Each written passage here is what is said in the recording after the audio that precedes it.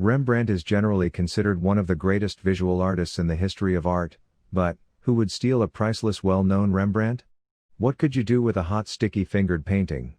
You can't sell it on the open market. I don't even think you could sell it on the black market either. Let's see, we could do a little detective work, play a little Sherlock Holmes if you want. What is the reasoning behind the daring theft? What is your theory about the now empty frame that's still hanging on the wall? This is your channel for art. See you on the other side.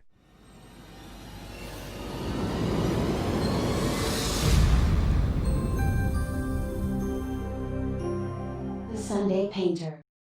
Please click and subscribe, hit the like button, and don't forget the little bell so you will be the first when we have an inspirational idea. First, junior detectives, let's take a look at what the thieves cut out of the frame. Rembrandt's only seascape, The Storm on the Sea of Galilee, is a 1633 oil on canvas. The painting depicts the miracle of Jesus calming the storm on the Sea of Galilee, specifically as it is described in the 4th chapter of the Gospel of Mark. Jesus had been teaching near the Sea of Galilee. He wanted a respite from the crowds, so he decided to take a boat trip with the apostles. The Bible reports not long after they sailed, Jesus fell asleep and a storm arose. He found the disciples fighting a violent, unforgiving storm, waves crashing in and the boat filling with water as the disciples were trying to keep from being thrown out into the sea. All of the disciples was in the fight for their lives, screaming, trying to keep the boat from the bottom. Jesus spoke to the disciples with the question, "Have you still no faith?" The disciples was upset, asking, "Teacher, don't you care if we drown?" He said to the wind and to the sea, "Peace, be still." Then the wind ceased, and there was a dead calm. He said to them, "Why are you afraid? Have you still no faith?" And they were filled with great awe and said to one another, "Who then is this, that even the wind and the sea obey?" There is a deep lesson here, about having faith not just in the good times, but when it seems that there is no hope. Very deep, but on to the looted painting. Okay, junior detectives, our story starts on March the 18th of 1990. Two people dressed as police officers carried off The Storm on the Sea of Galilee and 12 other works at the Isabella Stewart Gardner Museum in Boston. The guards that were on duty said two men posing as police officers was responding to a disturbance call. Then so-called police officers tied the guards up and looted the museum over the next hour. The museum guards on duty that night were aged 23 and 25. The 23-year-old went on patrol first. During his patrol, fire alarms sounded off in different rooms in the museum, but he could not locate any fire or smoke.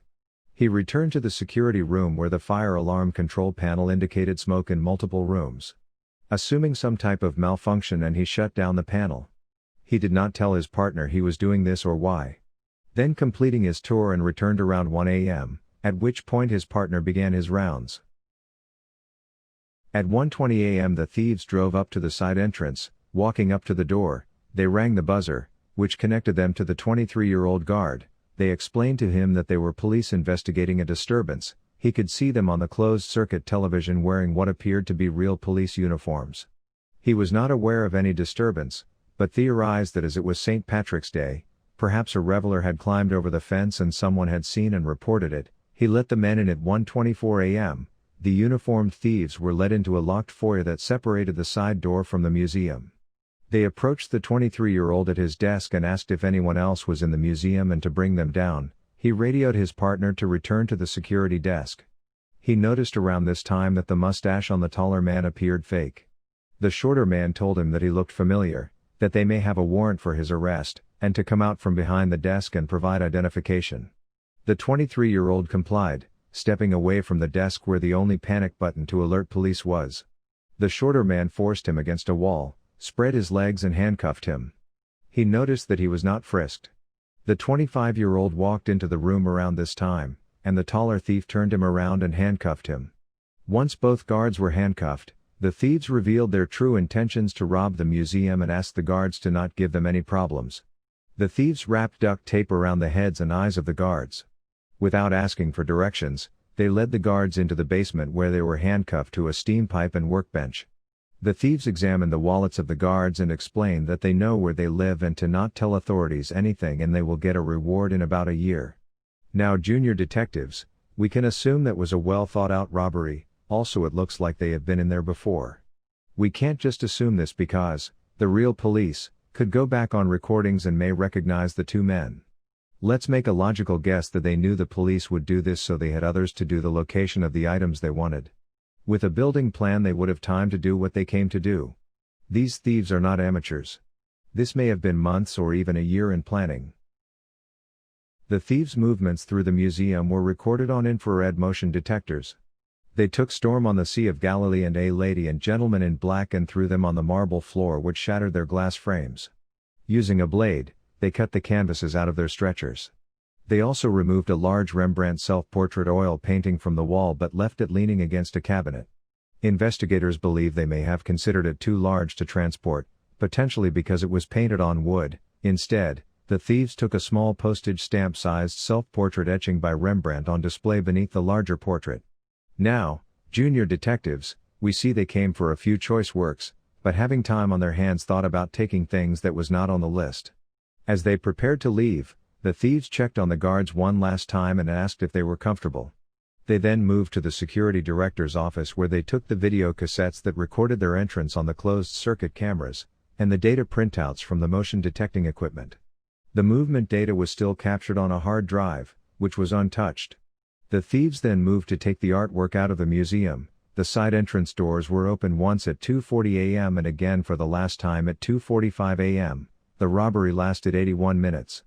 The next shift of guards arrived and realized something was not right when they tried to contact with anyone inside to be let them in. They found nobody at the watch desk and called police. The police searched the building until they found the guards still tied in the basement. 13 works were stolen, estimated the value, $200 million. Later estimates by art dealers suggested it could be worth $600 million.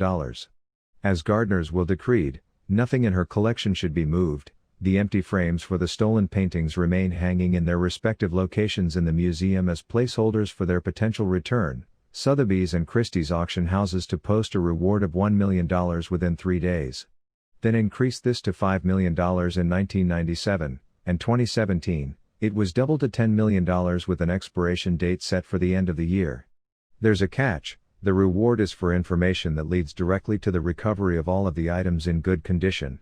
Federal prosecutors have stated that anyone who willingly returns the items will not be prosecuted. The statute of limitations expired in 1995 as well, so the thieves and anyone who participated in the theft cannot be prosecuted. So junior detectives, let's take a look at the obvious. The thieves did not leave behind footprints or hair, and it is inconclusive if the fingerprints left at the scene were from the thieves or museum employees. The police, finding some suspicious activities on the 23-year-old guard, found both guards to be too incompetent to have pulled off the theft. There were mobsters and other art thieves that could have done this, but I may save that for another video. There was a 1994 letter to museum director in Hawley, stating that the artwork was safe and would give the location on specific terms, but was not sent any more information. The artwork is still lost. There is a lot more information, twist to this plot, and hope this has sparked you to take a closer look at the fine details. If you have any theories of your own, please leave a comment. I would like to hear them.